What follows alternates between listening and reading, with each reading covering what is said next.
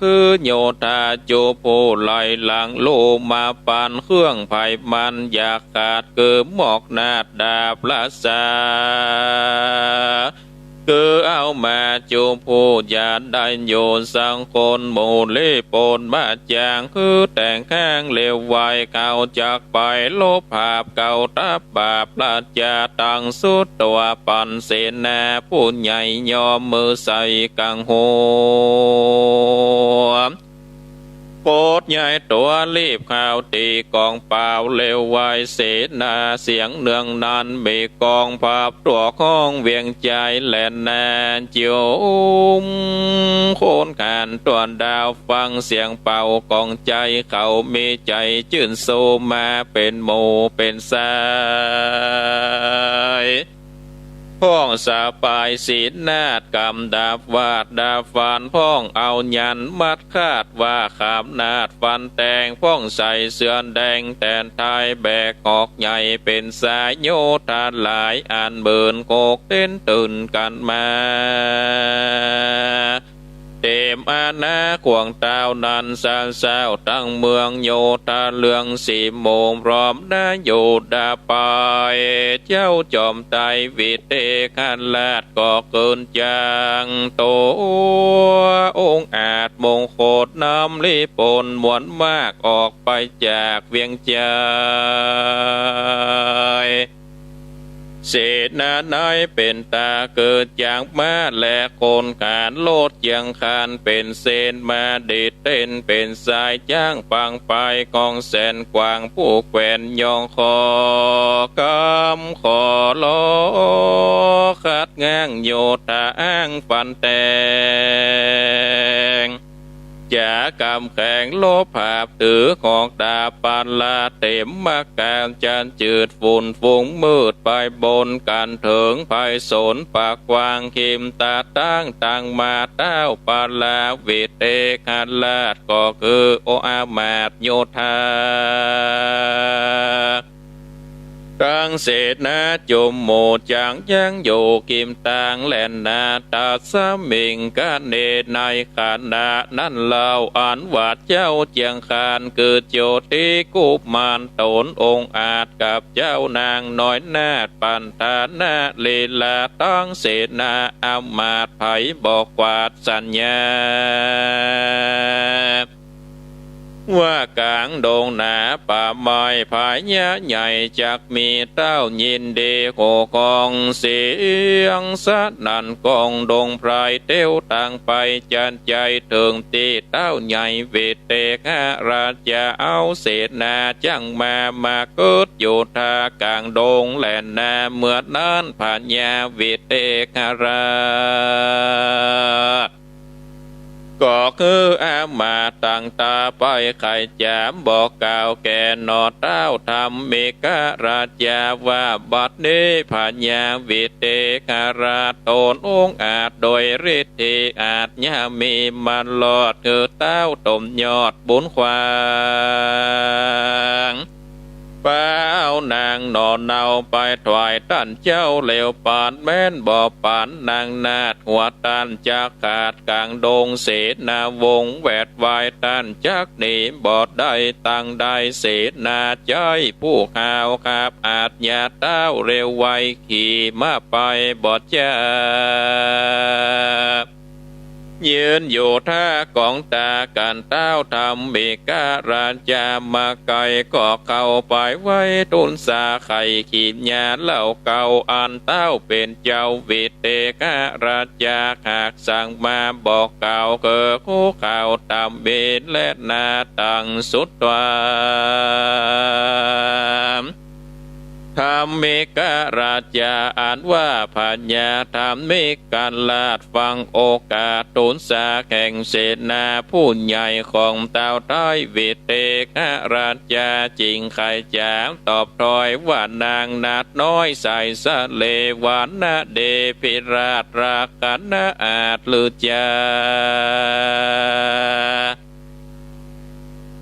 เต้า พาแย่จุมผู้ใดไปสู่ขอนางเต้าบุญขวางตนพ่อเกิดใจต่อปันแค่ไผ่ปัญญามันแก่นแก่ตกแม่นตามลายยอมสมหมายไฟอ้างได้แนบข้างนางงามฝูงเต้าลามแก่ดาวบ่ว่าดาวแดนใดป้ากันไปหลายแหล่บ่อาจแก่ปันการย้อนพระหยาบ่ออกลวดได้ป้อคืนได้ข่าวจากปันผายไปลอดแก่ถูกกอดปันคาเจ้าปาลาตนป้อมีใจมอดยินดีจริงปันสันเลนอดไทยคือเขาได้อย่างนางแล้วเขาบ่วางปานขาดแข่งตาวราชองค์ใดเขาบ่ไปขับว่า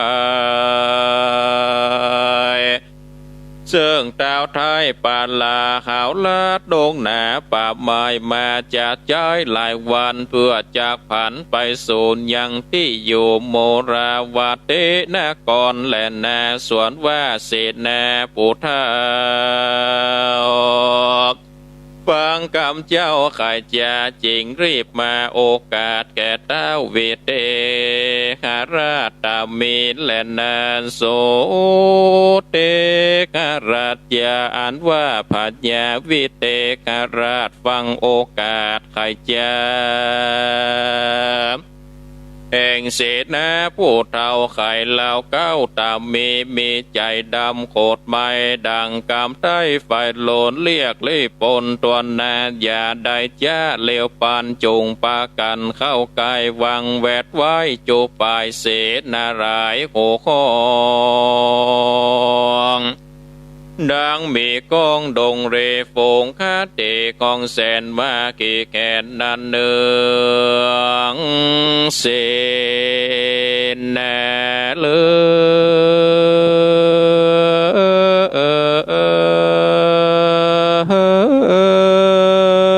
องเป็นตา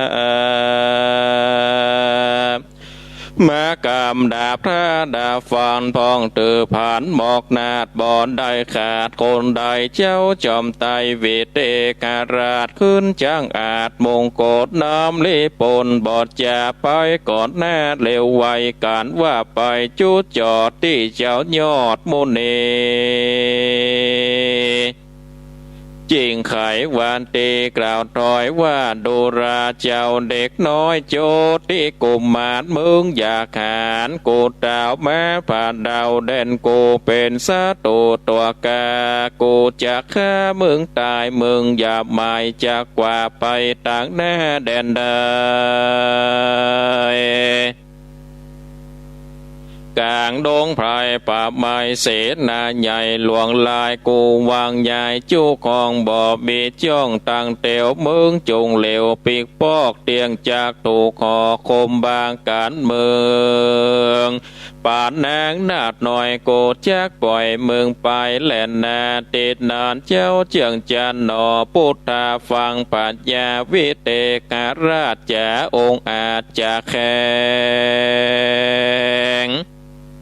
เจ้าจอมแปงนอนน้อยจริงตอบถ้อยกำไปว่าดูราชเจ้าขอใจวิเตการาชเข้าบ่อประมาทองค์คำกลางดงดำปราบไม้ต่างมีไว้เดิมมาบอดใจอาณาเกตดาวบอดใจดาวแดนภายเป็นสันใดตันดาวมาโคดเข้าตัวข้าวเหตุพินเต่าเก้าเงาจากฮิดเก่าโบราณส่วนนางนงคานน้อยนาดเข้าบ่อปันขาดคนใดแม่นต้านมีใจไข่ใดยังนางหนอดให้งามตาสั่งบ่อปิดยาลานาคือแม่นแก่ตุกแก่นปันคาแต่เดิมมาเมื่อก่อนเตี้ยงใดนางอ่อนนอนแฝงมาจากแข่งเมื่อลาสังบ่ออายแน่ตัวเก่งจากคูบเก่งกะหยาบเกณฑ์ขนาบเอานางฟังดูจางลำกว่าตันหยาบจ้าเหลือใจ จงหนีไปอย่าจาข่าวจากไตเตียวไปแล่นนาอ่านว่าปัญญาวิเตการาชฟังตอยวาดกำจาแข่งมากาสัจเจ้าโตสาเขากุมใจวาดท่านูไปบอดจา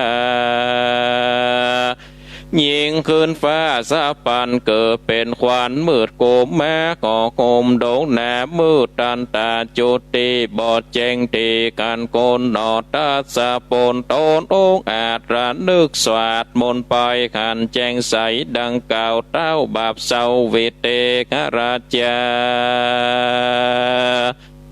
เป่ามนแม่บอดจะเป็นเมฆฟ้าปลายบนเกิดเป็นฝนขาดใหญ่ตกลงใส่นำนาหนอพุทธาเจียงเจ้าก็สวาดเป่าอาคมเกิดเป็นลมปัดวาดคือฝนขาดตันตาเต้าปัญญาวิเตการาชก็ซ้ำสวาดมนต์ใจ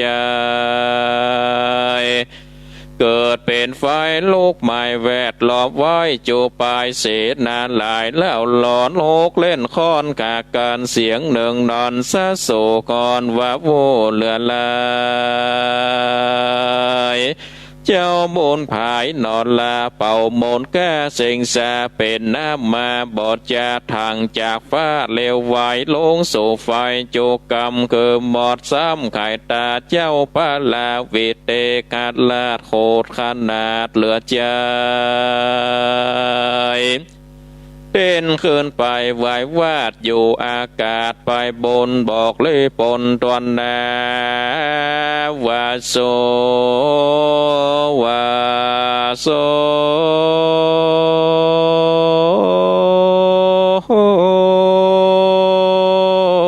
ญาติยาเลี้ยวปันจูงเอาการงามข้าวข้ายังเจ้าโจทย์เดกุมารต่างนางนงขานน้อยหน้าตังอามาตโยธาคือหมอนละนาการดังอย่าคือข้างสักคนแหลนาเตดนั้นเศษนาหลายโกกองสนันกองดงนาเตอปาลากับตาเต็นผ้าผาบสันโสนพ่องเอาไฟโลนหูเผาจิหมอกเขาต่างๆเสียงนั้นดังตัวของพาเพชรต้องดงเรทันโนเดชยกวาดดังสาสาดเวอวาตกลงมาสะโสตกใส่โมโยธาแข่งมากาสัจเจ้าตั้งนมเท่าเหลือลาย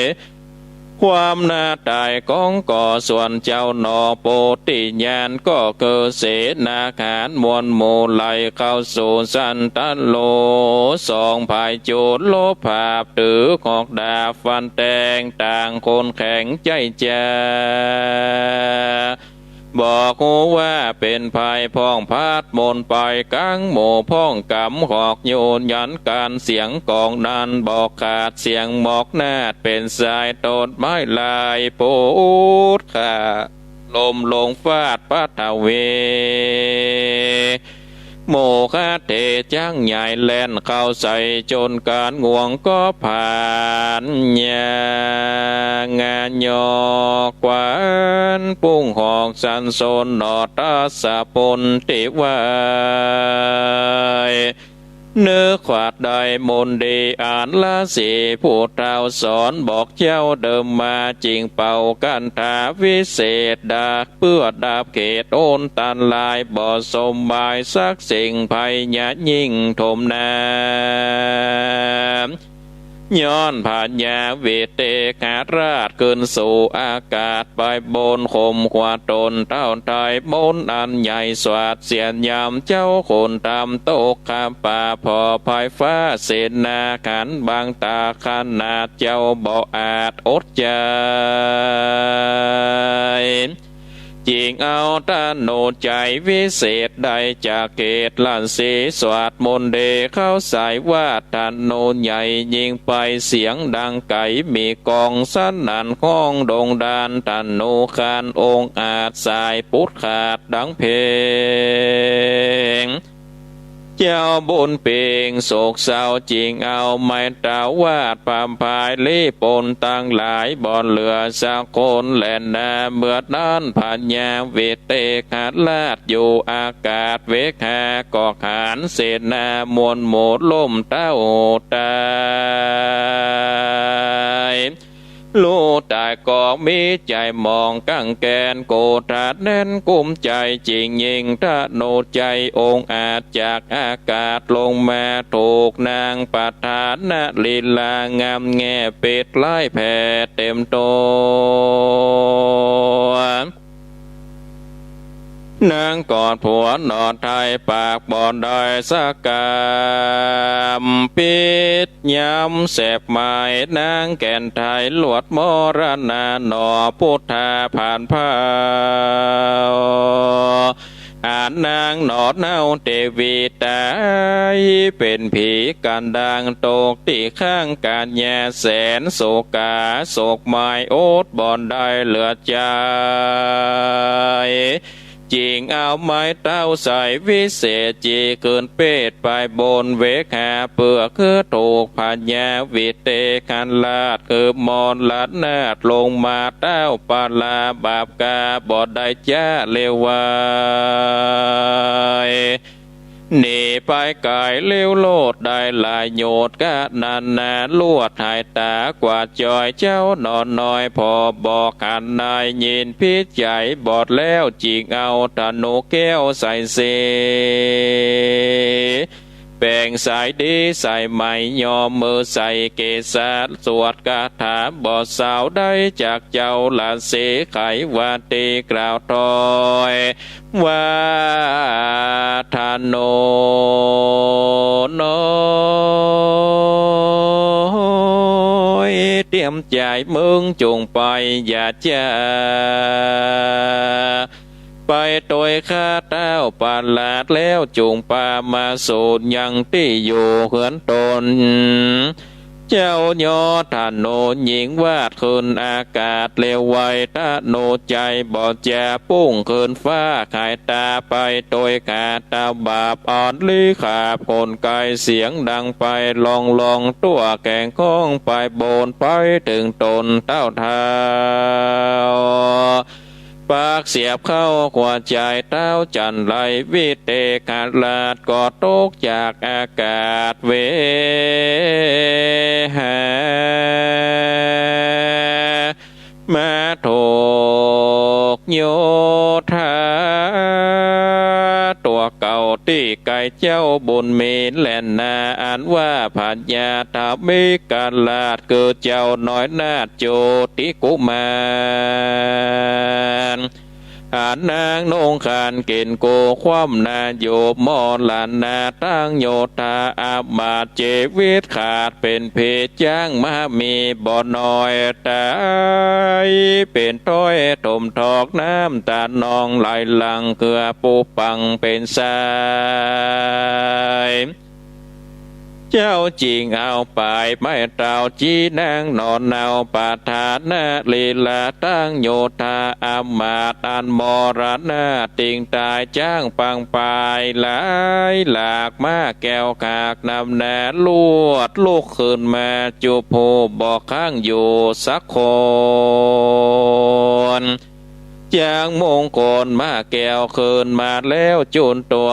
เจ้าซ้ำกลัวเป็นบาปจากขนาบโดยตันจริงจากพันจี้ใส่เศษนานใหญ่โยธาตั้งพันยาวิเตกราชอันก่อยกาดมอนละนาก็โลขึ้นมาเป็นเซนบอดได้เว้นคนใดแลนาโสวิเตกราชาอันว่าวิเตกาเท่าไทยการป้นได้จากตั้งตาย่อมือผายใส่กาวไว้ซึ่งเจ้าบุญมีไขว่าตีอ่อนซอยขอ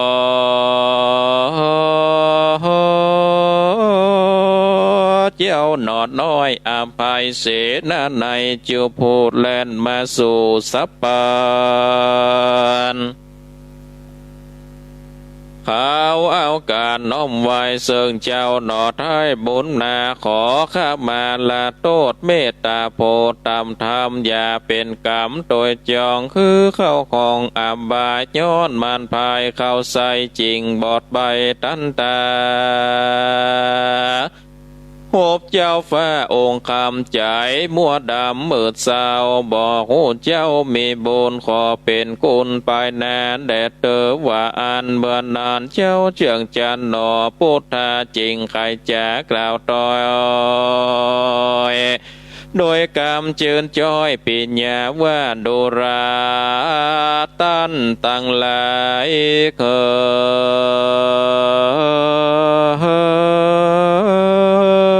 ยมวนมาเข้าเนขากว้างเวนบอกคือเป็นกรรมจองเตนขางข้องสันดานจงสำลันจมโพปอกเคินโศเกกาทุกเวลาคำเจ้าอย่าโศกเศร้าเครื่องเกจงเล็กหนีตั้งบาปอ่านกาหยาบอย่ากาตามตั้งศีลธรรมจงเตียวไตอย่าละไว้มองได้จงคงควายเล่งสร้างยังตาตั้งต่างสาวานโตคืนวันคำเจ้าตั้งโหนมเท่าแล้วลามแดนเตออันว่าผัดยาวิเตขัดลาดกับอามาตโยธายอมือสาใส่กล้าวไว้ซึ่งเจ้าเจียงคานใจเจยบานจื่นจอยไขกล่าวถ้อยนันนาโคสามลามีกองสันนันกองดงเลแล้วลาหนีคืนสูญยังที่อยู่เวียงใจแลนนาตาบมาทางปากกาเซนโตสันธาอากาสันธาสัพปัญโยตนเป็นโคแก่โลกจากไขอาโภคบานเลโบทหลังมีบอดแจงพระจิงแสงเตสันนาวาเพกาเวนโดราเพโกตั้งหลายอันเป็นสายอาริญญาจาตอันวัตตาเวเตกัลาดปัลลาฟังกำจ่าชื่นจอยแก่งเจ้าหนอดน้อยโปติดญาติเบใจปานชื่นโศกับตั้งโมนโยนทานยอมือสาภิวาทโนพระบาทตุนสารปฏิญญาณกล่าวถอยขอเป็นข้าคอยเต้าบุญเจียวแม้นเมสานตาโลมาไกที่เมืองใหญ่ปาลาขามอาสาโคภาพไล่ขนาบนีกลายเจ้าจอมไตเวเตขาดลาดตังอามาตแลนโยธาก็ตนสาเมืองสูตรยังที่อยู่เมืองตนฝูงลี่ปนเป็นเศษมาดิดเต้นเป็นสายจ้างปังไปของแสนโยธาเล่นเป็นแปรแลนนา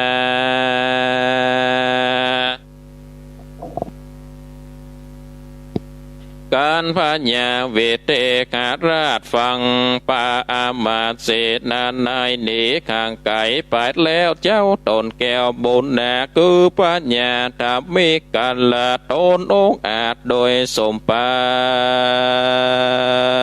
น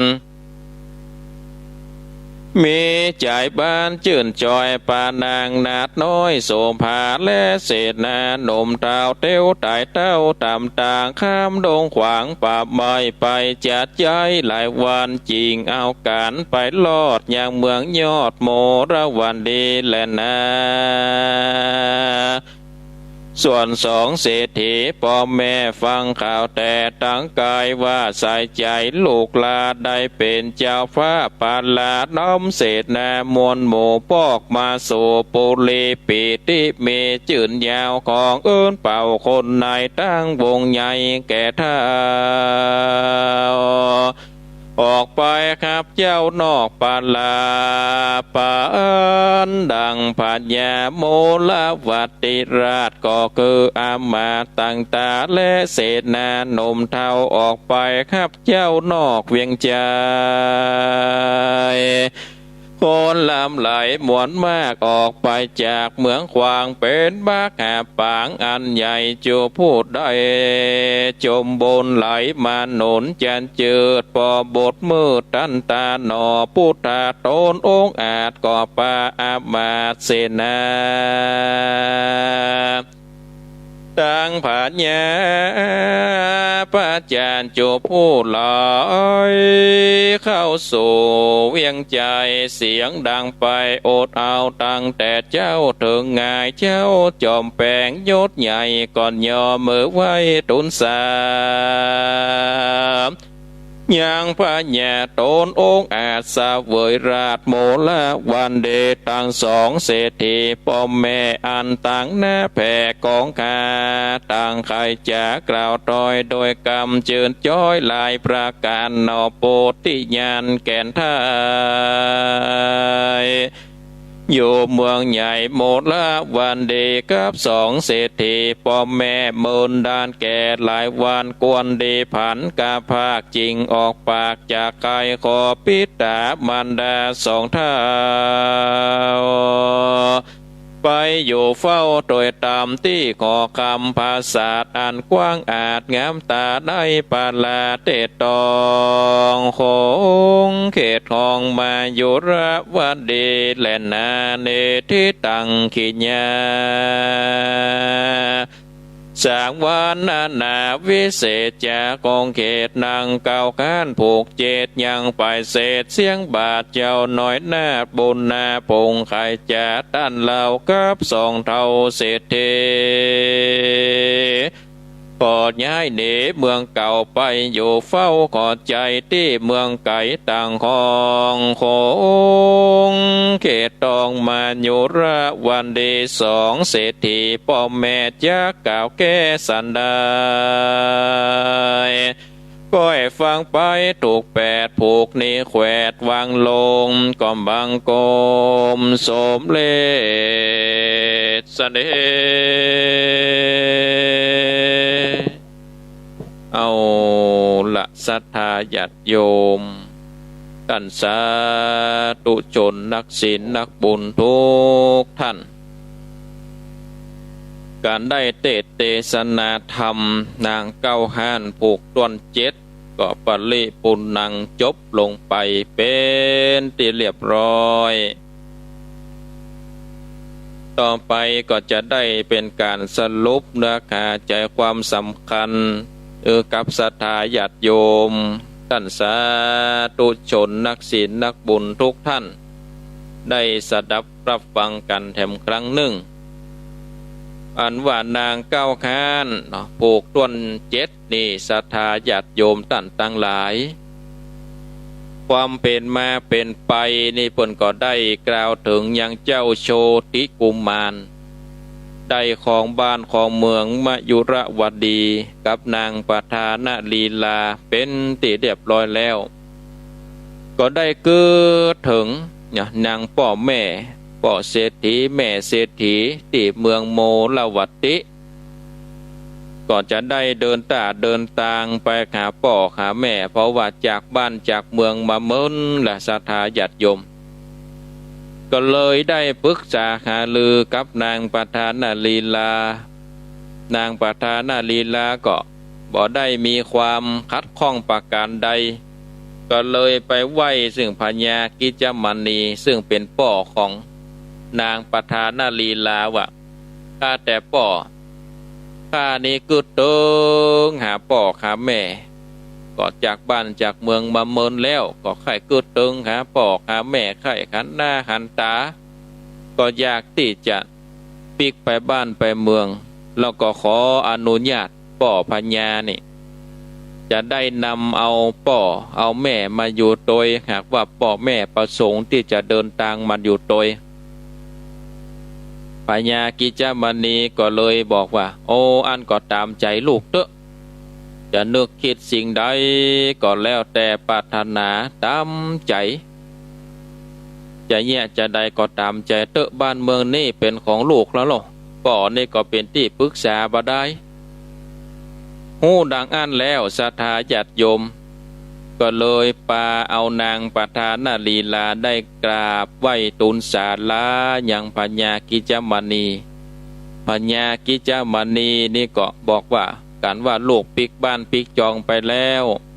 ก็ขอให้ลูกนี่ปิกมาปกบ้านปองเมืองตามดังเก่าเนอะบัดต้องไปอยู่บ้านอยู่เมืองปุ้นเมืองนะปิกมาปกบ้านปองเมืองปิกมาอยู่บ้านอยู่เมืองของเฮานี่เจ้าโจติกุมารก็ได้รับปากและศรัทธาญาติโยมก็ได้เดินเดินทางลัดป่าลัดดงเนาะลัดป่าลัดดงไปก็ไปสู่ยังเมืองโมลวัตติจะไปสู่ยังเมืองมยุรวดีการเดินทางไปแล้วนี่ศรัทธาญาติโยมก็ไปปะใส่บ้านเมืองหนึ่งซึ่งบ้านเมืองนั่นก็เป็นเจ้าพญานะชื่อว่าวิเตหราชเจ้าพญาวิเตหราชนี่ตอนนั้นก็ไปเหมือนกันนะไปทดสอบพญาปัญญาเพื่อที่จะฆ่าได้นางปฐานาลีลามาได้เป็นมเหสีเนาะเป็นกู้ข้างมเหสีแต่ว่าพญาปัญญาบ่ลวกอะศรัทธาปัญญาบ่ลวกโอ้ตอบปัญหาบ่ได้ก็จำเป็นได้ปิกบ้านปิกเมืองมาแต่ว่ากึดอยากจะได้ยังนางปฐานาลีลาก็เลยคือเสนาอามาตย์ทั้งหลายถือหอกถือดาบถือศีนาฏปัดปืนเพื่อที่จะไปชิงตัวเอานางปฐานาลีลาที่เจ้าของที่เจ้าโชติกุมารได้ปากันเดินต่างเมื่อไปถึงเขตบ้านเขตเมืองกลางต่างแล้วนี่พญาวิเตหราชนี่ก็คืออามาตย์แคว้นใจนี่ไปเจรจาก็หรอไปเจรจาว่าบัดเดี๋ยวนี้นี่ป่อพญาป่อพญาวิเตหราชใครได้นางปฐานาลีลา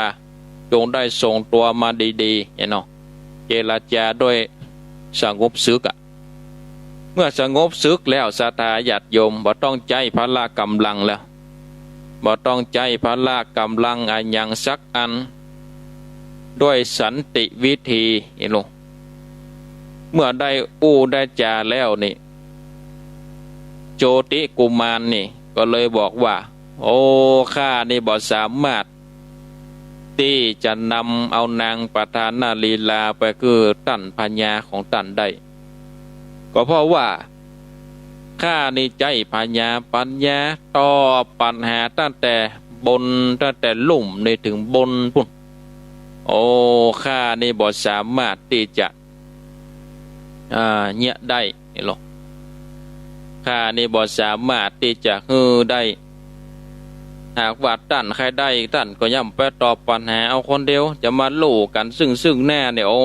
เป็นไปบัดได้เป็นไปไม่ได้เลย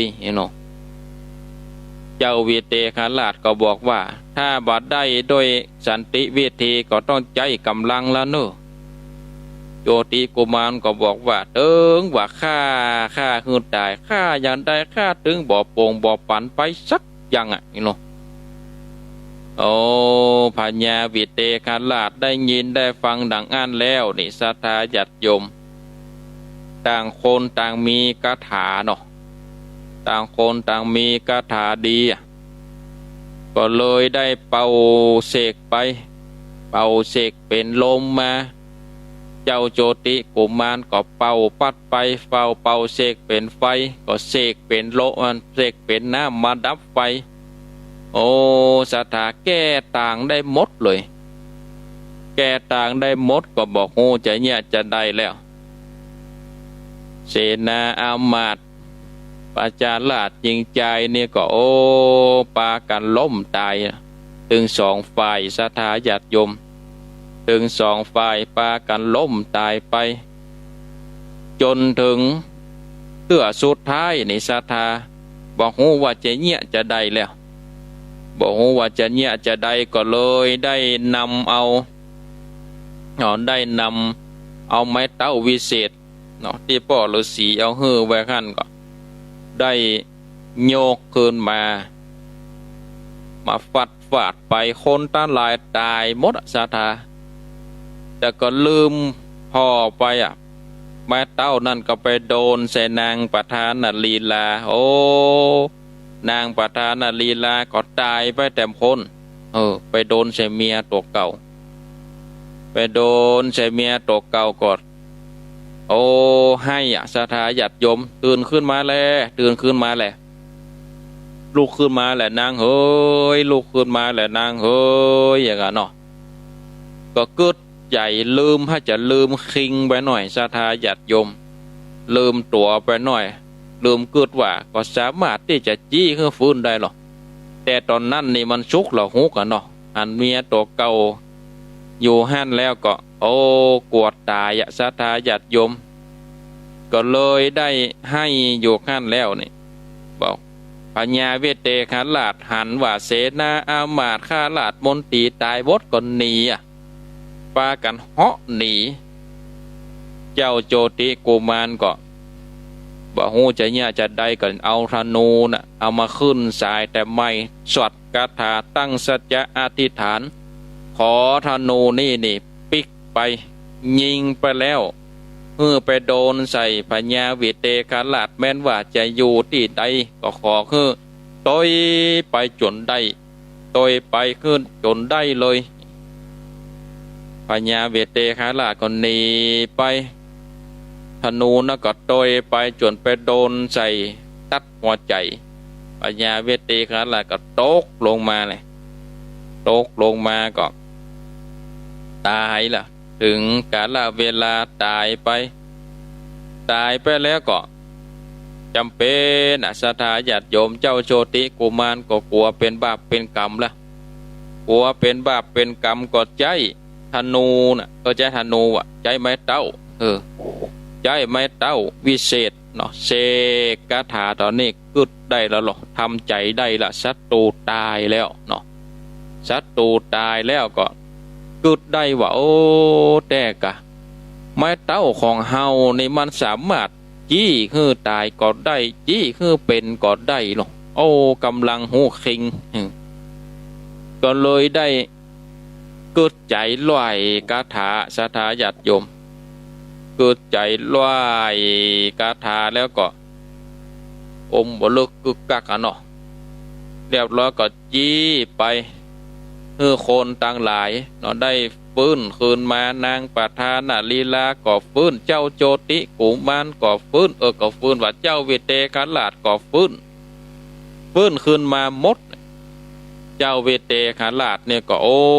สำนึกในบุญคุณศรัทธาญาติโยมสำนึกในบุญคุณว่าโอ้ที่ฟื้นคืนมานี่บัดตายละสำนึกในบุญคุณก็ย่อมือไหว้บอกว่าโอ้ตั้งแต่นี้ไปนี่ข้านี่ก็ขอเป็นคนฮับใจหากว่าประสงค์อันใดประสงค์สิ่งใดมีศัตรูอันใดก็ขอคือเจ้าพญานี่โจติกุมารนี่ได้บอกข้าเนอะข้าจะปาเสนาอามาตย์ไปช่วยจัดการให้ลงแล้วก็จะส่ง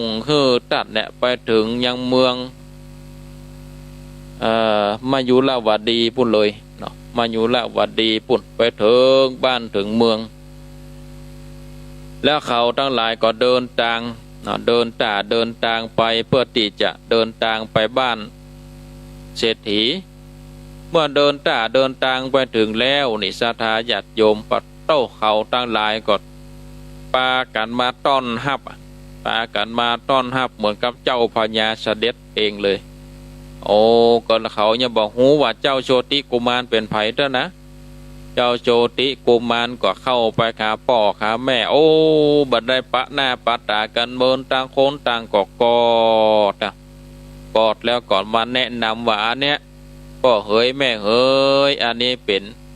เสนาอามาตย์ที่มาส่งข้าแล้วก็คนเนี้ยเป็นสะใภ้หรือว่าเป็นลูกใป้ของพ่อของแม่หรือว่าเป็นภรรยาของข้านะเป็นภรรยาของลูกนะชื่อว่าประธานลีลาเป็นลูกของเจ้าฟ้า เมืองโมลวัตติปุ่นก็ชื่อว่าพญากิจมณีอยู่ปูนตอนนี้นี่ข้าได้เป็นพญาอยู่ในบ้านในเมืองพุทธแล้วก็ขอพ่อขอแม่เนี่ยเดินทางปีกไปกับข้าเพื่อที่จะได้ไปสู่บ้านสู่เมืองไปอยู่ยังปราสาทราชวังปุ่นเห็นหรอไปสู่ยังปราสาทราชวัง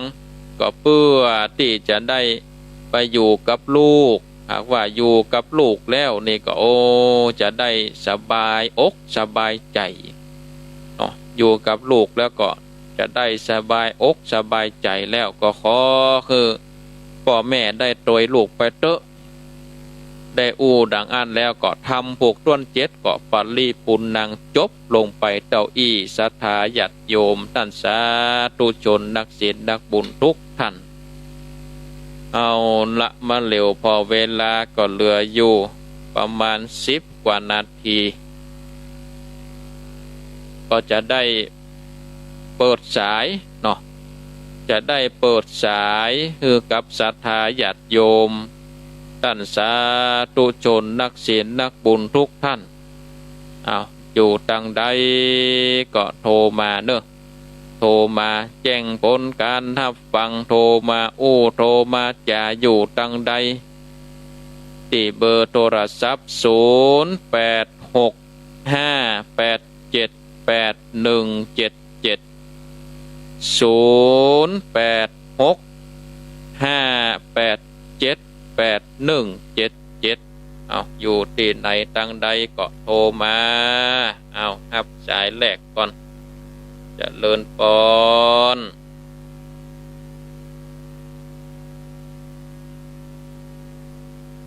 เจริญพรติดแล้วไม่สายเจ้าโทรจากตังใดแม่เลยติดแล้วนะเจ้าเจตลามเจ้าวัดเกตกาลาแม่จันติบเนาะจ้าฟังแต่เจ้าแล้วชัดเจนดีเนาะเจ้าชัดเจนดีเจ้าสาธุโมทนาเป็นกำลังใจท่านเจ้าสาธุบุญรักษาเนอรับสายต่อไปเจริญพรเป็นวัดประจักษ์เจ้าจากหลังการแม่สาวหรือแม่อายเจ้าหลังกาดแม่สาวชัดเจนดีก่อ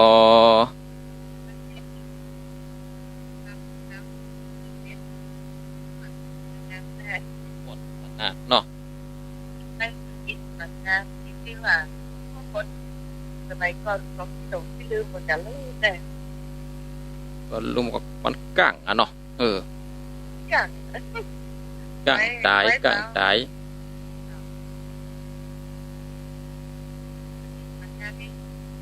ขามันที่ก้างที่ลืมจะเปิดนั่นกาอันฟังมันฟังธรรมไปสาธุโมทนาตื่นตั้งแต่เจ้าล่ะเนาะนึ่งข้าวเรียบร้อยแล้วนึ่งข้าวล่ะเรียบร้อยในถุงเรียบร้อยกันแน่จ้ะตั้งแก๊สแล้วก็ใส่บาตรแล้วเจ้าสาธุโมทนาเนอะใส่บาตรหน้าบ้านถึงใส่บาตรถึงวันดีแล้วสร้างบุญนี่เป็นสลากแต่ว่าสลากคิดกันเยอะสร้างบุญไปเนาะ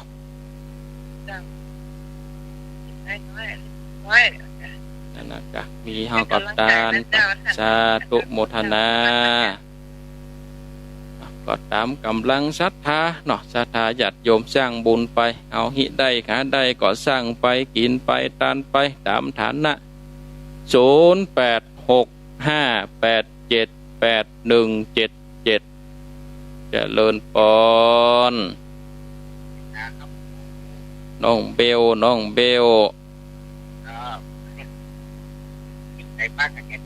นักกะพูดไหนก็ปะกันเห็ดเตือ วันนี้ก็บอกไปทางใดวันนี้อยู่วัดอยู่ว่า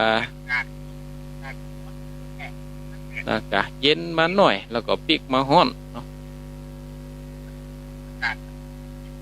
นั่นละกา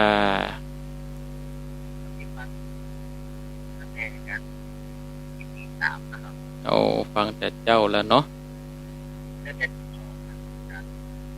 ตึงเวลาก็ตึงตื่นมาเนี่ยเนาะนั่นละกา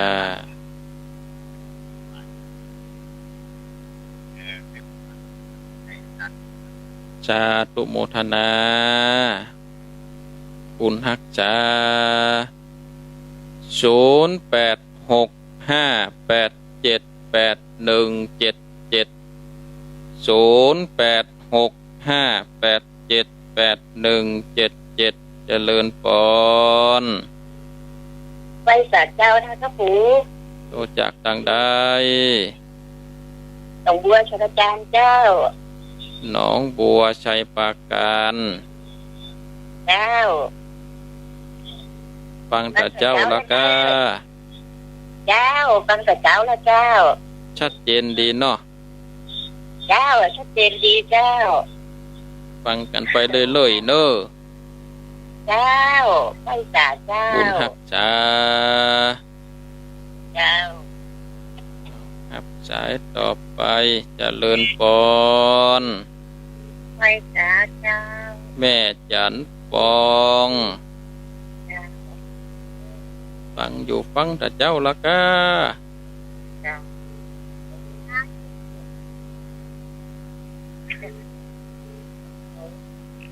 เริ่มเย็นแล้วกะตั้งแจห่ม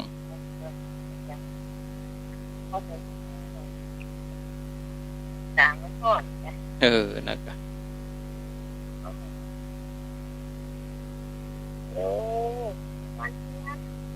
ฟังกุศลกุองค์อ่ะเนาะ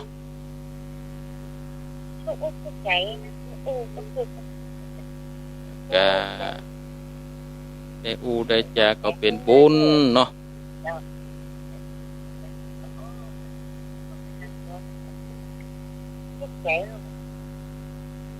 มันกับมันอยู่ใกล้กันเนี่ยเนาะ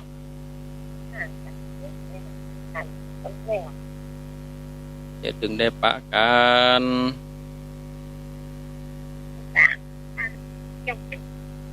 เป็นยังจะถึงได้ปะกันกาเนาะ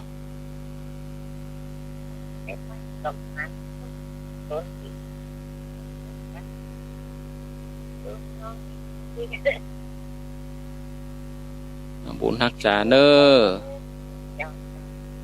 สาธุ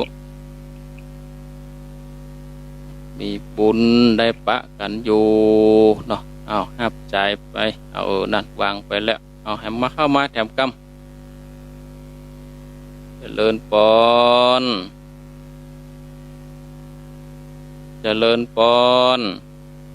มาจากเจ้าโทรจากทางใดจากช่องวัวแดงแม่ยายพรเนาะใช่ยายพรร้องงัวแดงไอ้เจ้าอะไรฟังแต่เจ้าละเนาะทางเทศจ้ะไหวพระโดยอาจารย์แต่เจ้าละกาเจ้าชัดเจนดีเนาะเจ้าก็ได้ยินทั้งคู่นั่นกำจะรับเนี่ยมิ่งรับไปรับเนี่ยแล้วตั้งผู้ชมก็โอ้ยอ่ะชาตุฟังกันไปเรื่อยๆเนอะฟังที่ย้อนช่วยอีกชาตุบุญฮักษามาจากเจ้า0865878177 เจริญพรโทรจากทางใดแย่ห่มชัดเจนดีก่อชัดเจนดีเนาะ วันดีก็ฟังกันไปกูพูดนะเจ้าทั้งมันทั้งกันจะหลายเจ้าไม่รู้ได้ส่งตัวแทนเนาะอยู่เป็นคู่เป็นทีมบุญฮักษาเนอแจกห่มฟังกันจัดหนักจัดหลายเจริญปอนโทรจากดังใดเอาแม่ปานีฟัง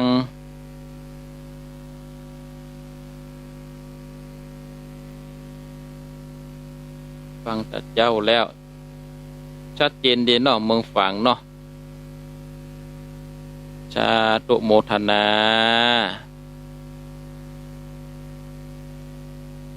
0865878177 0865878177เจริญปอนก็บุญตันฟังแต่เจ้าแล้ววันนี้นี่หนาแน่นนะวันนี้นะเนาะขนาดเมื่อเจ้าเมื่อจี้เนี่ยโอ้สายหนาแน่นขนาดโอ้แต่ท่านอาจารย์ไหว้พระแล้วถึงเวลาก็ถึงหมุนวิทยุแล้วนะเนาะสาธุโมทนาสาธุถึงเวลาก็ถึงให้หมุนวิทยุหมดละคนเฒ่าคนแก่เจริญปอนรู้จักตังใด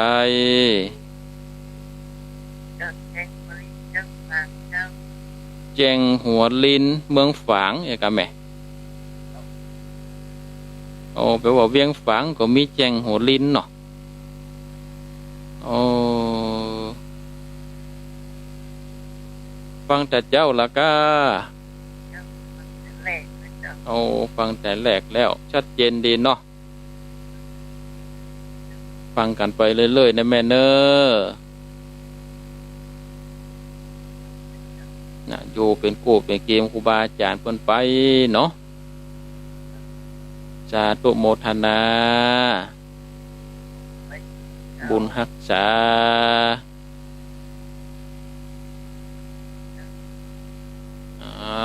ต่อไปรับสายต่อไปวันนี้เวลานักวันนี้เจริญปอนเจ้าไฟตา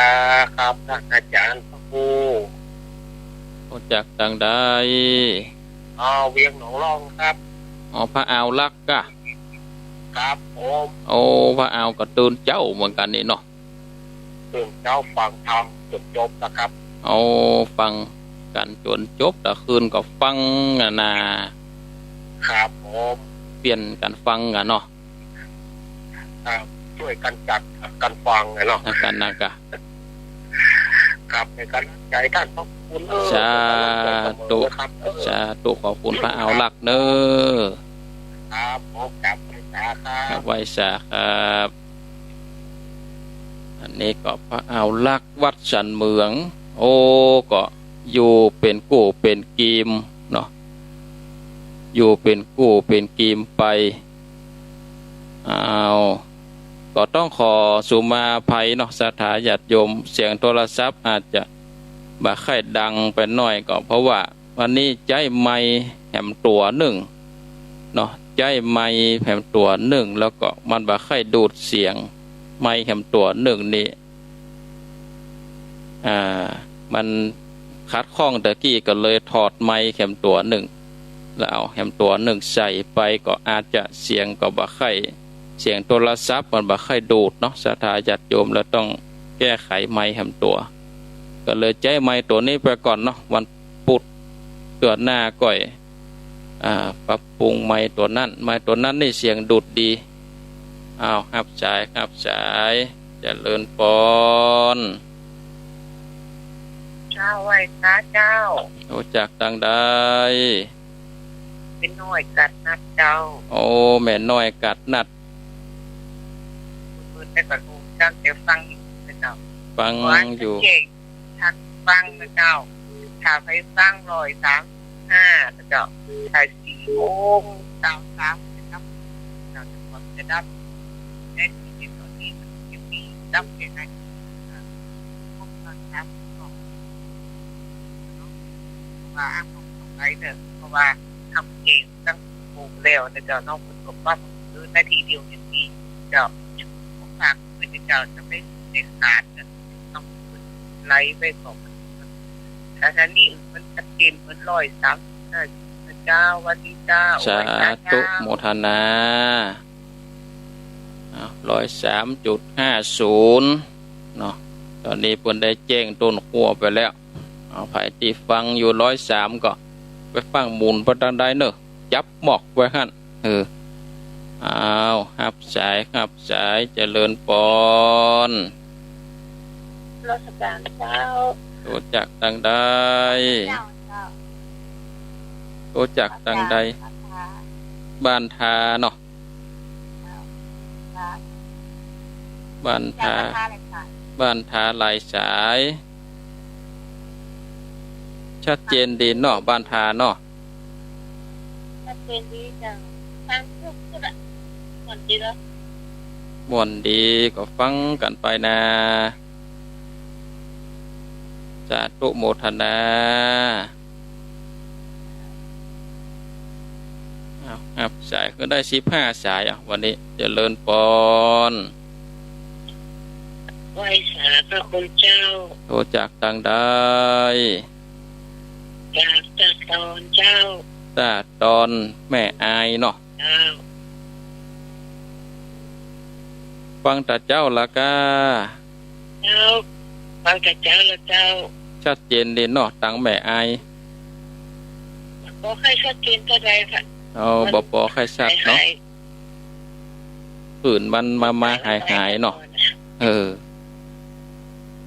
เดี๋ยวก่อยเปิดได้ปรับปรุงสัญญาณเนาะบุญรักษาเนอสาธุเจ้าเอาหับแถมสายสายที่